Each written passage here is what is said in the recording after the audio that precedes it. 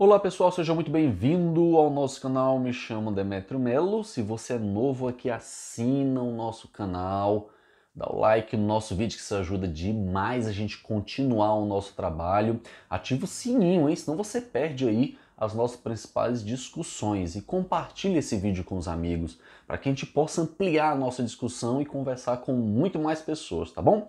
Eu não tenho dúvidas que daqui para o final do ano, gente, nós vamos estar aí, pelo crescimento que o nosso canal está tendo aí, no mínimo, 30 mil inscritos até o final do ano. No mínimo, hein? Então a gente está no crescimento aí muito bacana. Eu agradeço muito a vocês por estar junto conosco, por acreditar nesse trabalho, tá bom?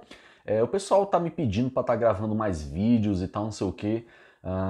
Infelizmente assim, gente, eu sou escritor, isso demanda muito tempo e tal. Infelizmente eu não tenho ainda condições de estar gravando vídeo com mais frequência, né? Tem gente aí que passa o dia gravando vídeo, mas eu chego lá, tá bom? Tenha um pouco de paciência. Bem, eu tô aqui com o meu computador aberto, tá?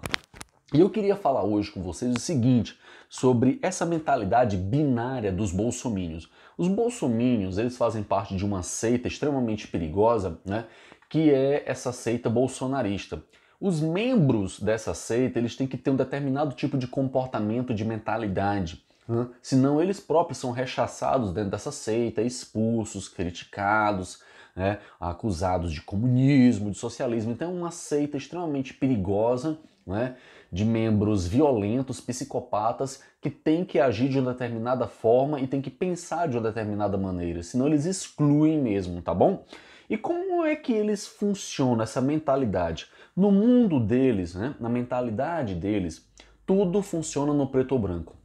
Se você não estiver do lado deles, se você não pensar como eles, se você não concordar com eles, você não presta. Só quem presta no mundo são eles. Só quem é honesto são eles.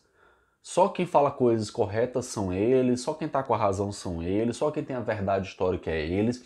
Ninguém no mundo presta, só eles. E se você deixar de concordar com eles, você passa a não prestar. Se você votou no Haddad, você não presta, no Amoedo também não presta, se você votou na Marina também não presta, se você votou no Ciro, muito menos, porque eles não suportam a inteligência, né? E por aí vai. Ou seja, só quem presta no mundo é eles, né? Embora eles façam tudo que não presta no mundo, né? Eles estão atrelados àquilo que há de mais ruim, sádico, violento, psicopata no mundo. Para fugir de determinadas discussões e para fugir de determinados entendimentos, eles têm determinadas estratégias, que são estratégias binárias. Ou seja, se você não pensa como eu, né, você está errado. Ou eles sempre utilizam aquela velha tática de falar uma coisa para justificar o erro deles. Se você for no meu Facebook, se você for lá no meu Facebook, né, e você reparar os comentários que esses bolsominions fazem. Claro que eu sei que muitas pessoas, né, já cansaram de ver esse tipo de comentário, né? Mas se você for lá no Facebook e observar os comentários que são feitos nas minhas postagens, você vai perceber a forma como eles tentam justificar as bizarrices, as ideias absurdas que eles têm, né, da forma mais tosca que você possa imaginar. Bem, olha só, por exemplo, eu fiz uma postagem aqui falando que aquilo que você defende pode se voltar contra você mesmo no dia 1º de abril. Aí uma pessoinha, né, pegou e disse aqui: qual partido por ideologia financiou as ditaduras nesses últimos anos? Ela está se referindo ao PT. Se seu partido repudia totalmente meu partido, eu nunca disse que era do PT. Então eles sempre se utilizam dessa estratégia, né? Ou seja, se você não estiver do lado deles, você é o petralha, você é petista, você é comunista, você tem que estar do lado deles, né? Então, às vezes assim, você votou no fulano de tal, não importa quem é esse fulano de tal, se você não votou no Bolsonaro, você está errado, você não presta, né? Olha o raciocínio, tá? A gente vai mais aqui embaixo, o que é que a gente encontra mais? Eu fiz uma postagem aqui sobre ditadura militar e tortura, tá? E uma pessoinha também, né, comentou aqui, né? Para começar, vou deixar bem claro, não sou a favor da tortura, isso ele falando, né? Mas, cara, eu fico maluco quando vejo você postando isso e vejo você silenciando sobre todas as atrocidades das ditaduras comunistas e não posta nada no seu Face. Aí ele está se referindo aqui à Venezuela. Veja que a estratégia de argumentação dele é a seguinte: primeiro ele coloca as verdades já postas, como se a Venezuela fosse uma ditadura e não fosse passível, tá certo, de entendimento contextualizado. Primeiro, ele disse que a Venezuela é comunista, a Venezuela não é comunista. Então, uma das estratégias dele é colocar as informações como se fossem já verdades dadas.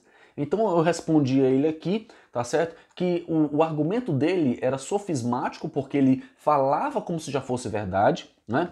E é um argumento retórico, porque na verdade, quando eu postei aqui sobre a tortura, e ele se refere à Venezuela, o que ele quer dizer com isso? Né? Ele está justificando a tortura no Brasil por causa da ditadura da Venezuela? Então sempre eles utilizam desse artifício, né? Ah, mas e o país tal? Eu não estou entendendo. O que ele quer dizer com isso? Ele quer defender o outro país ou quer acusar a ditadura daqui? Ele quer defender a ditadura daqui e acusar o outro país?